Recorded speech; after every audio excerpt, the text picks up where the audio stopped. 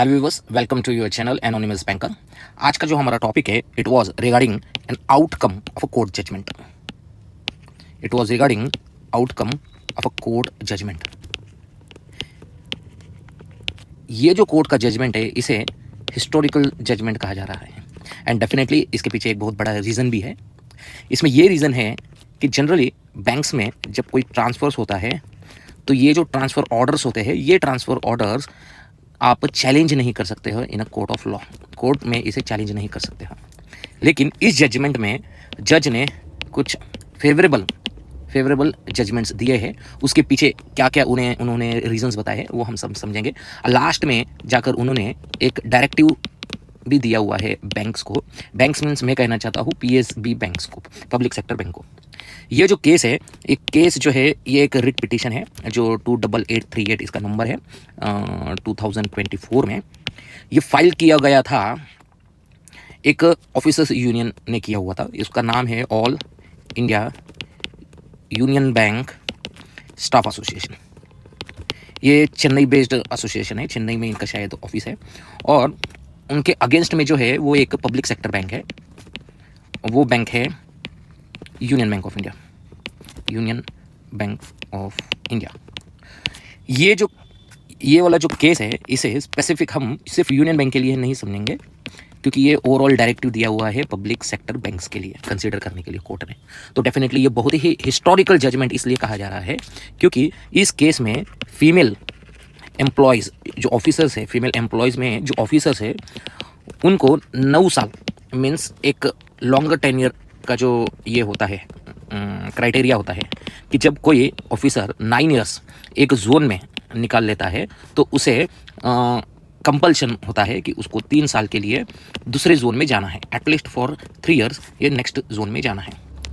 तो ये जो बैंक है यूनियन बैंक ऑफ इंडिया, इन्होंने क्या किया था, इन्होंने लास्ट 2 साल से 9 इयर्स के क्राइटेरिया में मीन्स जो लेटरल एंट्रीज जो हुई है, लेटरल ट्रांसफर्स जो हुए हैं उसको इम्प्लीमेंट करवाया हुआ था। और कुछ लेडीज़ ऑफिसर्स को, बहुत सारी लेडीज़ ऑफिसर को दूर ट्रांसफ़र करवाया था, बहुत ही दूर ट्रांसफ़र, लॉन्ग डिस्टेंस पे ट्रांसफ़र करवाया हुआ था। इसलिए ये जो एक यूनियन ऑफिसर्स जो यूनियन है उन्होंने ये एक केस किया था against union bank of India. लेकिन डेफिनेटली ये रेस्ट्रिक्ट नहीं रहेगा यूनियन बैंक ऑफ इंडिया तक, ये सभी पीएसबी बैंक को एप्लीकेबल होने वाला है। ओके, इस एप्लीकेशन में यूनियंस ने एक प्रे की थी कि जो लेडी फीमेल जो मीन्स लेडी जो ऑफिसर है जिन्हें लेटरल ट्रांसफ़र दी गई है उन्हें रीट्रांसफ़र किया जाए, रीट्रांसफ़र। और दूसरा, जिस पॉलिसी के अंडर में या जिस सेक्शन के अंडर में ये लिखा हुआ है कि 9 इयर्स के बाद फीमेल ऑफिसर्स को जाना है, वो वाला पॉइंट जो है उन्होंने क्वैश करने को कहा था कि ये जो है नल एंड वॉइड कर दीजिए, नल एंड वॉइड कर दीजिए। तो ये जो प्रेयर है, ये प्रेयर अक्टूबर 2024 में कोर्ट ने इंजंक्शन दे दिया था, इंटरिम ऑर्डर बोल सकते हैं हम कि इंटरिम ऑर्डर दिया था। उस इंटरिम ऑर्डर ने कोर्ट ने कहा था, फर्स्ट पॉइंट ये कहा था कि जो ट्रांसफर्स होने वाले हैं, लेटरल जो ट्रांसफर्स होने वाले हैं उसे इमीडिएटली स्टॉप किया जाए टिल कोर्ट का कुछ ऑर्डर नहीं आ जाता है। और दूसरा, उन्होंने ये भी कहा था जो लेडी को ट्रांसफ़र किया गया है उन्हें रीट्रांसफ़र किया जाए और कोर्ट को 4 वीक्स के अंदर इंटीमेट किया जाए कि ये प्रोसेस हो चुकी है, that the process is retransfer की जो प्रोसेस है वो कंप्लीट हो गई है। Okay, but as usual banks ने ये प्रोसेस नहीं की थी, ये एग्जीक्यूट नहीं करवाया और उन्होंने फिर से एक रिट पिटीशन डाल दिया कि उन्होंने जो किया है, बैंक ने जो किया है वो सब सही है, उसमें कुछ भी गलत नहीं है। तो ये जो ऑर्डर है, जो इंटरिम ऑर्डर जो आ चुका था वो इम्प्लीमेंट नहीं किया गया विथ रिगार्ड टू रीट्रांसफ़र। लेकिन जो ट्रांसफर्स कर रहे थे लेटरल में वो उन्होंने रोक लिए, उन्होंने वो ऑर्डर शायद नहीं दिया। अब इस कोर्ट के केस में अगर आप देखेंगे तो एक इंडिविजुअल जो ट्रांसफ़र ऑर्डर होती है इंडिविजुअल जब ट्रांसफ़र ऑर्डर होती है तो ये कोर्ट के परव्यू के बाहर होता है, कोर्ट के परव्यू के बाहर है और यहाँ पे वो चैलेंज नहीं कर सकते, कोर्ट के परव्यू के ये बाहर है। बट ये जो लैंडमार्क जजमेंट इसलिए कहा जा रहा है, इस लैंडमार्क इसलिए कहा जा रहा है क्योंकि इस केस को, ये जो प्रॉब्लम हुई है इसको कुछ अलग तरीके से उन्होंने रिप्रेजेंट किया हुआ है कोर्ट के सामने। उन्होंने क्या कहा है कि वी आर नॉट सेइंग कि इंडिविजुअल लेडी ट्रांसफ़र, इंडिविजुअल जो लेडीज़ का जो ट्रांसफ़र हुआ है उनको वो नहीं क्लेम कर रहे हैं। उन्होंने ये कहा है कि पॉलिसी के अंडर जो सेक्शन है, पॉलिसी के जो अंडर ये सेक्शंस है, जो सेक्शन में उन्होंने 9 साल का जो क्राइटेरिया डाला है, it is violating the fundamental right of women's. To be specific, मैं यहाँ पे आपके लिए एक बार लिख देता हूँ कि उन्होंने क्या क्लेम किया है। उन्होंने कहा है जो आर्टिकल 14 और 15(3) जो होता है जिसमें इक्वालिटी की बात की जाती है, तो उस इक्वालिटी के इसमें उन्होंने एक वायोलेशन बताया है। Violation is right of a woman to live with independence. Second जो वायोलेशन हुआ है वो right of a woman to exercise her choice, to be with her family and to discharge her official duty। और इन दो articles के violation के basis पे उन्होंने कहा है दैट शी और female officer can claim a right not to be separated from either of two।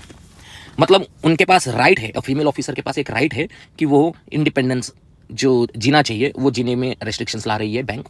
दूसरा जो चॉइस जो है आर्टिकल 21 में जो चॉइस होता है, वो चॉइस पे भी बैंक जो है इनडायरेक्टली रेस्ट्रिक्शंस ला रही है। और डेफिनेटली ये ला रही है रेस्ट्रिक्शंस, तो उसे बोला ही जाएगा, इसलिए इसे इनडायरेक्ट डिस्क्रिमिनेशन का नाम भी बताया जा रहा है।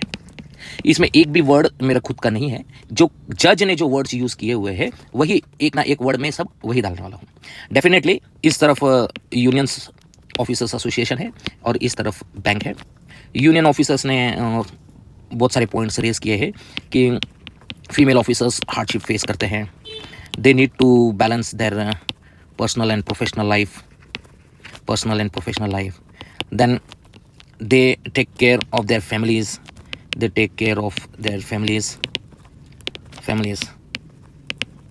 एंड डेफिनेटली मेल अब भोजन सोच भी रहेगी तो मेल भी तो ये सब फेस करता है या बैलेंस पर्सनल करता ही है, पर हम जाने ना जाने फीमेल ऑफिसर जो है वो डेफिनेटली इस चीज़ को लेके बहुत सारे प्रॉब्लम्स को फेस करती है।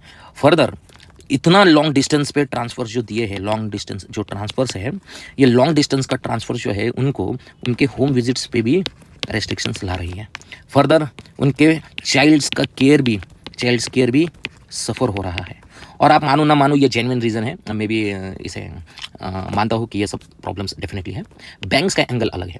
बैंक्स कहता है कि जब ये इन्होंने ज्वाइनिंग किया था तब हमने एग्रीमेंट साइन करवाया था, तो डेफिनेटली उनको करना पड़ेगा। दूसरा उनका बोलना है जब वुमेन, ये मैं नहीं बोल रहा हूँ, ये बैंक ने बोला है, जब वुमेन compete कर रही है मैन के साथ और claims for equality, then why opposing to transfers को ये क्यों अपोज कर रही है। कोर्ट ने इसका बहुत अच्छा जवाब दिया है, उनको बहुत अच्छा आंसर दिया हुआ है, वो मैं सब्सिक्वेंटली आपको बताऊंगा उन्होंने क्या बताया हुआ है। तो ये दो तो क्लेम थे। ये क्लेम होने के बाद कोर्ट्स के पास मीन्स नंबर्स ऑफ एप्लीकेशंस आए हुए थे। उन्होंने उसमें से 4 एग्जाम्पल्स उठाए जो एक फीमेल ऑफिसर फेस कर रही है प्रॉब्लम, जैसे चाइल्ड के केयर में भी बताया हुआ है उन्होंने, देन सेल्फ या स्पाउस या डिपेंडेंट के मेडिकल इश्यूज रहते हुए भी वो ट्रांसफर्स दिए हुए हैं। देन उसके बाद उन्हें सबेटिकल लीव भी लिया हुआ है उन्होंने, सबेटिकल लीव, जिससे he is getting deprived of her livelihood definitely husband काम करते होगे तो ठीक है, लेकिन ज़रूरी नहीं है ना सब फीमेल ऑफिसर्स के हस्बैंड्स काम करते हैं, या अनमैरिड भी वुमेंस हो सकती है, या उनकी फैमिली पूरी डिपेंड डाइवोर्स्ड हो सकती है, या फिर विडो हो सकती है, कुछ भी हो सकता है ना। तो हम एक इसमें तो नहीं ले सकते ना सभी को, तो डेफिनेटली लाइवलीहुड भी उनका हैम्पर हो रहा है। उन्होंने वो 4 एग्जाम्पल लिया। कोर्ट ने ये 4 एग्जाम्पल लेने के बाद उन्होंने सबसे पहले तो सरप्राइज्ड हो गए और उन्होंने लिखा है, जज ने लिखा है, आई वंडर, ऐसा लिखा है उन्होंने कि I wonder and also I am unable to understand कि क्या ये ज़रूरी है कि वन जोन से दूसरा जोन ही, अनदर जोन ही ट्रांसफ़र करना चाहिए। अगर आपका विजिलेंस जो गाइडलाइंस आपको फॉलो करना है, तो क्या ये विद इन रीजन में या विद इन जोन में आप एक ब्रांच से दूसरे ब्रांच शिफ्ट करने से ये कर्टेल नहीं कर सकते क्या? One branch to another branch ये नहीं कर सकते क्या? इससे विजिलेंस गाइडलाइंस में क्या प्रॉब्लम होने वाला है? कोर्ट ने ये भी कहा कि कोर्ट अंडरस्टैंड्स कि फ्रॉड्स के चांसेस ज़्यादा होते हैं, इसलिए विजिलेंस गाइडलाइंस है। लेकिन क्या ये मेरा वर्ड नहीं है, फिर से, from one part of country to another part of country, क्या ये भेजना ज़रूरी है? और क्या इस इतने बड़े लॉन्ग डिस्टेंस ट्रांसफ़र से ही ये मैटर सॉल्व होता है? ये मैं समझ नहीं पा रहा हूँ, ऐसे ये कोर्ट ने कहा है। दूसरा जो पॉइंट है जो उन्होंने कहा है इसमें, कि जब एक फीमेल ऑफिसर जब लॉन्ग डिस्टेंस ट्रांसफर्स हो जाते हैं, तो हमारी जो सोसाइटी है उस सोसाइटी में नेचुरली वो हार्डशिप फेस करते हैं, because they need their family support for their survival नहीं बोलेंगे, लेकिन they need a family support for their ये। फर्दर कोर्ट ने ये भी बोला दैट आई वंडर, क्या बैंक ये नहीं समझ रही है, that bank do not understand कि अगर स्टाफ को वन पार्ट ऑफ कंट्री से अनदर पार्ट ऑफ कंट्री में जब भेजा जाता है, तो definitely it poses a significant challenge होता है, looking to the linguistic and cultural difference, जो कि डायरेक्टली कस्टमर सर्विस भी हैम्पर करती है। कोर्ट ने यह भी कहा कि बैंक मस्ट अंडरस्टैंड कि लेडी ऑफिसर, उनके पास इतने प्रोटेक्शंस हैं, still they work in the bank till late night तक काम करते हैं, और आप इस चीज़ का कॉग्निजेंस भी नहीं ले रहे हो, you are not taking cognizance कि ये इतना लेडी देर काम करती है, और ये कोशिश में रहती है कि बैंक जो है that remains successful. Bank successful रहने के लिए अगर लेडी ऑफिसर काम कर रही है, डेफिनेटली सभी ऑफिसर करते हैं, लेकिन लेडी ऑफिसर अगर इतना कर रही है, दो दे आर हैविंग प्रोटेक्शन, उनके पास प्रोटेक्शन है कि वो जल्दी भी जा सकती है, still they are not utilizing और still they are doing hard work, तो बैंक इस चीज़ को क्यों कॉग्निजेंस में नहीं लेता है? स्टिल अनदर पार्ट इज, इसी ट्रांसफ़र पॉलिसी को देखते हुए बैंक जो है ये फीमेल ऑफिसर्स को रोक रही है प्रमोशंस के लिए भी लेने के लिए, इनडायरेक्टली फीमेल ऑफिसर्स को indirectly not allowing to take promotion. And इसी चीज़ को लेके फीमेल ऑफिसर्स का प्रमोशन में जो पार्टिसिपेशन है वो बहुत कम है। फीमेल प्रमोशन का पार्टिसिपेशन मीन्स कि ऑलरेडी कितने एम्प्लॉयज़ है female officer, total female officer eligible and actually participating, ये परसेंटेज जो है वो बहुत कम है, despite they have calibre, despite they are having potential. Just एक रीज़न है कि ये जो है हमें ट्रांसफर्स के इश्यूज़ को लेके हमें फिर बाहर जाना पड़ेगा। बैंक ने और 2-3 चीज़ पॉइंट्स में डाली है। कोर्ट ने ये भी बोला है कि वो डायरेक्ट करते हैं कि क्यों आप एक सिस्टम नहीं बनाते हो जिसमें एक मेडिकल काउंसलिंग भी हो।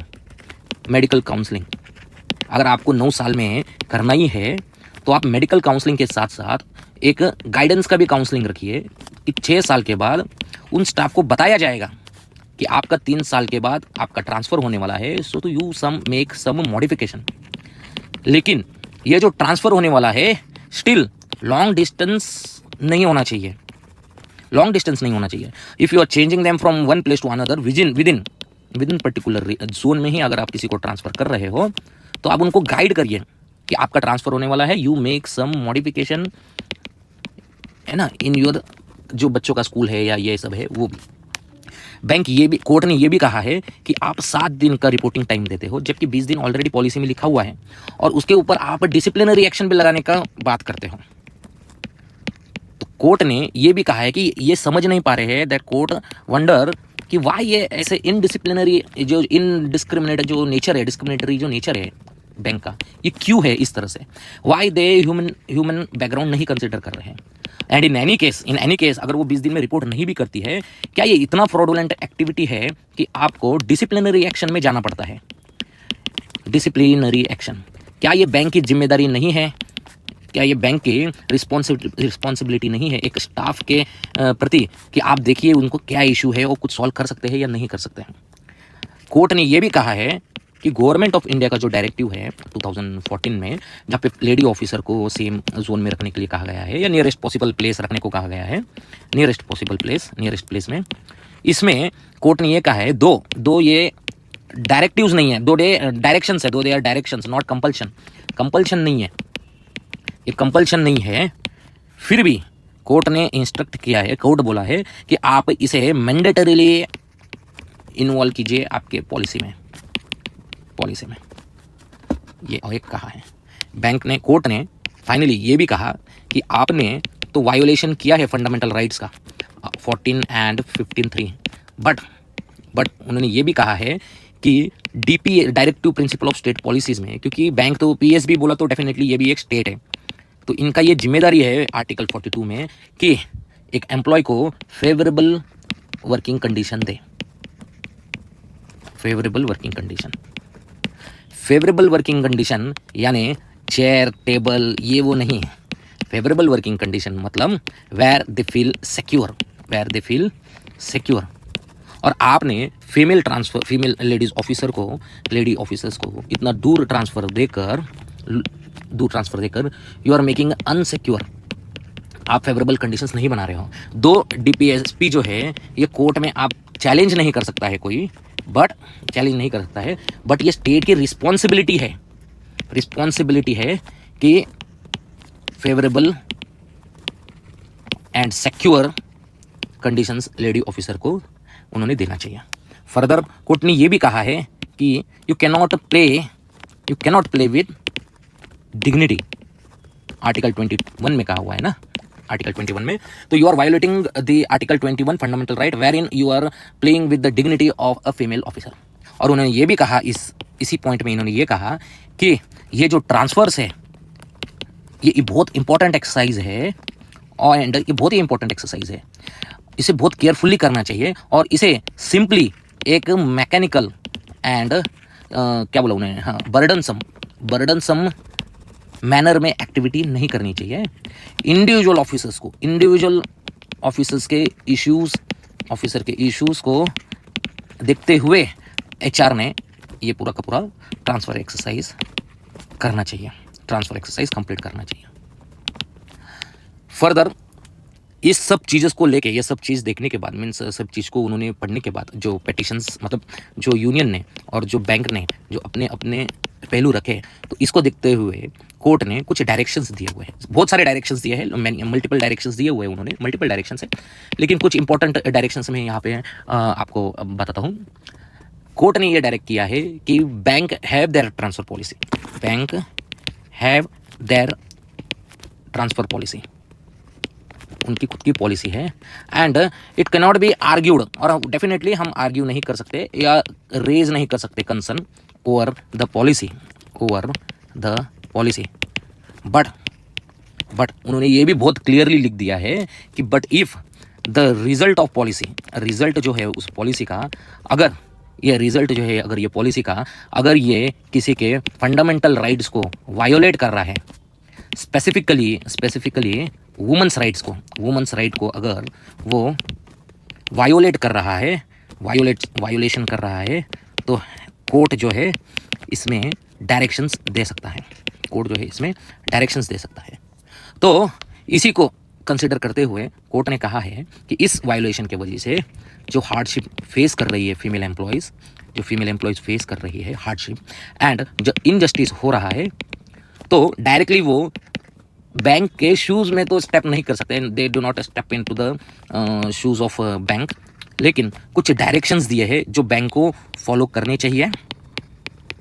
एंड बहुत सारे डायरेक्शंस ऐसे हैं जो मस्ट है, बहुत सारे ऐसे हैं जो में है, लेकिन मैं इसमें से कुछ 2-3 आपको बता दूँ जो इम्पोर्टेंट है। सबसे इम्पोर्टेंट है कि उन्होंने कहा है कि सेफगार्ड्स डालिए पॉलिसी में, जहाँ पे इनडायरेक्टली या डायरेक्टली डिस्क्रिमिनेशन वुमेन्स के अगेंस्ट में नहीं होना चाहिए। Discrimination against women, discrimination means not only harassment but कुछ भी वायोलेशन अगर हो रहा है उनके राइट्स का, तो वो पॉइंट्स नहीं डालना चाहिए। जैसे मैंने ऊपर बताया था कि आर्टिकल 14, आर्टिकल 15(3) ये जो वायोलेशन हो रहा है वो वायोलेशन नहीं होना चाहिए। दूसरा उन्होंने बताया है कि जैसे मैंने बताया था कि मेडिकल टीम आप बनाइए, काउंसलिंग टीम, और ये जो काउंसलिंग टीम है ये 6 ईयर्स के बाद उन्हें गाइड करेगी कि 3 साल में आपको जाना है तो आप सब मॉडिफिकेशन कर लीजिए या तो आप कुछ रिक्वेस्ट दे दीजिए। बट इसका मतलब ये नहीं है कि आपको वन पार्ट ऑफ कंट्री से अनदर पार्ट भेजा जाएगा within zone, one part of country to another ऐसे नहीं किया जाएगा। विद इन जोन ही आप उसे एडजस्ट करिए, एडजस्ट नहीं बोल सकते, ये विद इन जोन ही आप इसे क्या बोलते हैं, इसको ट्रांसफ़र करिए, सो डैट आपका विजिलेंस गाइडलाइंस का जो मेन पर्पस है वो भी सॉल्व हो जाएगा। उन्होंने ये भी कहा है कि ट्रांसफर्स होने के बाद दो विद इन जोन में अगर ट्रांसफ़र भी हो जाता है with in zone, still leave जो है उन्हें परमिट किया जाए फॉर होम विजिट, है ना, बेस्ड ऑन देयर रिक्वायरमेंट्स, जैसी रिक्वायरमेंट रहेगी वैसे। बैंक ने कहा, कोर्ट ने ये भी कहा है बैंक को कि आप जैसे 2 साल का अगर कोई चाइल्ड है तो उसमें एग्जम्पशंस दिए हैं, तो एग्जम्पशंस हैं, तो उन्होंने कहा है कि चाइल्ड के लिए क्रिटिकल उसका एजुकेशन भी होता है, तो जब क्रिटिकल उस फेज़ में होगा स्टिल उस समय भी ये एग्जम्पशंस को इंक्लूड करना चाहिए, टू बी इंक्लूडेड। और ये सब मस्ट है, ये उन्होंने बोला है कि मस्ट मीन्स मस्ट है, और ये ब्रॉडर एंगल में लेना चाहिए। फर्दर इन्होंने कहा है कि मेडिकल इश्यूज़ जो है, ये मैं इंटरप्रेट कर रहा हूँ, इंटरप्रेट मतलब उन्होंने कहा भी है वैसे, मेडिकल इश्यूज़ उसमें सेल्फ हो सकता है, स्पाउस हो सकता है, डिपेंडेंट हो सकता है, नॉट ओनली क्रिटिकल, लेकिन जहाँ पे फीमेल ऑफिसर्स के फैमिली को केयर की ज़रूरत है, need care from his family और फॉर हिज फैमिली, तो ये भी एक एग्जम्पशंस में इंक्लूड करना चाहिए। उन्होंने ये भी लिखा हुआ है कि बैंक ने जो डिसिप्लिनरी एक्शंस जो लिए हुए हैं, इनिशिएट किए हैं, लिए हुए हैं ड्यू टू ये 9 इयर्स का जो रिपोर्टिंग है, इस वजह से इसे भी उन्होंने वेव करने के लिए या रिवर्स करने के लिए कहा है। फर्दर उन्होंने ये भी कहा है कि बैंक टू एड्रेस रीट्रांसफ़र जो हुआ है उसे भी पॉजिटिवली कंसिडर करिए, और ये भी कहा है if not to specific place में अगर नहीं दे सकते हैं तो but within particular zone में, ये बहुत इंपॉर्टेंट कर दिया इन्होंने, but within particular zone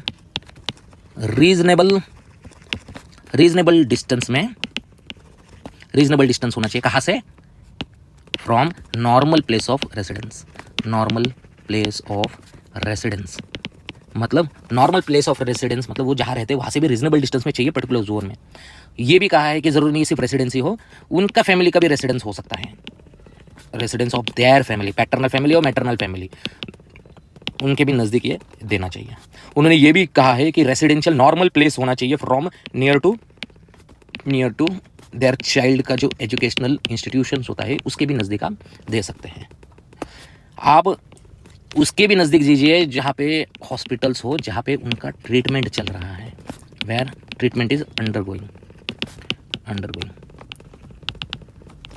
और कहा है कि ये जो सब पॉइंट्स है इसे एक वुमन अप्रोच लेके करिए। आप इसे मैकेनिकल एंड बंडरसम, वो बोलते हैं ना, mechanical and burdensome activity exercise ना करिए इसे। फाइनली ये जो कोर्ट का जो ऑर्डर आया है, डेफिनेटली ये बहुत हिस्टोरिकल जजमेंट है। हिस्टोरिकल जजमेंट इसलिए कि ये कोई इंडिविजुअल ऑर्डर्स को लेके नहीं है, ये डायरेक्टली हमने ट्रांसफ़र पॉलिसी को चैलेंज किया हुआ है।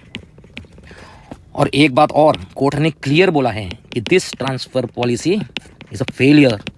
This transfer policy is a failure, उन्होंने ऐसे क्लियर लिखा हुआ है, क्योंकि the hardship that was faced by the female officer, the injustice that is done to the female officers and सभी ऑफिसर्स को जो कुछ ये किया हुआ है, इट इज़ इररिलेवेंट। मतलब वो कुछ ये पॉइंट जो है, जो 9 साल का जो क्राइटेरिया है, जो A1 part of the country से दूसरे पार्ट ऑफ द कंट्री में भेजना है, वो इररिलेवेंट है, क्योंकि गाइडलाइन जो है विजिलेंस का वो सिर्फ ब्रांचेस चेंज करके भी हो सकता है।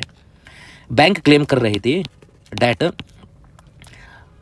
इफ वन पर्सन को सेकेंड पार्ट में अगर नहीं भेजा जाएगा तो वैकेंसी क्रिएट नहीं होगी, और अगर वैकेंसी क्रिएट नहीं होगी तो जो बाहर है, जो आउटसाइड जोन रहे हैं, उनको भी इनजस्टिस होगा। कोर्ट ने ये भी कहा है कि अगर ये केस है तो प्रेजेंट जोन में भी तो कोई लोग हो गए जिनको वहाँ जाना हो, जो सेकंड पार्ट में जाना हो। ये तो आपको बैलेंस करना ही पड़ेगा, और ये बैंक का काम है कि ये बैलेंस मेंटेन करना है। और रिकॉर्ड्स को चेक करते हुए कोर्ट ने बैंक को कि वैकेंसीज तो ऑलरेडी आप डेफिसिट में ही हो। एवरी रीजन आपका डेफिसिट है, दो तीन जोन्स को छोड़ के, तो you try to accommodate in them to near zone. But female officers को, लेडीज ऑफिसर को आप किसी भी कंडीशन में वायोलेशन नहीं कर सकते of their article means fundamental right. और 2 फंडामेंटल राइट्स वो कौन से हैं, जो मैंने स्टार्टिंग में बताया था। सबसे पहला जो आपका फंडामेंटल राइट था वो था right of a woman to, किधर गया, right of a woman to live with independence and the right of a woman to exercise her choice to be with her family and to discharge official duty and she can claim a right not to be separated from either of two। तो ये जो है ये बहुत ही अच्छा judgement है। So this is on my side. इसमें से कुछ मैंने खुद से बताया हुआ नहीं है, जो कुछ कोर्ट ने जो कहा है वही है। डेफिनेटली इसमें मैंने जो है छोटे से पार्ट, जो इंपॉर्टेंट पार्ट है वही किया हुआ है। अगर आप डिटेल में अगर ये पढ़ेंगे तो इसमें आप रियलाइज़ करेंगे that court is very much depressed, बहुत डिप्रेस्ड थी about the functioning of transfer exercise happened in public sector bank, that despite having instructions from government of India के इंस्ट्रक्शंस होते हुए भी ये नहीं फॉलो कर रहे हैं। विजिलेंस गाइडलाइंस के अंडर में वन पार्ट से सेकंड पार्ट वो उन्हें जस्टिफाइड नहीं लग रहा था। हैंस ये डेफिनेटली हिस्टोरिकल विक्ट्री है for a female officers, not only Union Bank of India, but all PSBs। और डेफिनेटली दूसरे PSU में भी ये इम्प्लीमेंट होगा, इसी कोर्ट का, इसी जजमेंट का रेफरेंस लेते हुए ये दूसरे भी PSU में ये डेफिनेटली होगा। तो I definitely congratulate to all female officers who really work hard and they strive their hard. They literally I don't have word to express my feeling, but literally they are doing wonderful job and I am very happy and क्या बोलते हैं उसे, आप अच्छे से रहिए बस। Thank you for watching anonymous banker.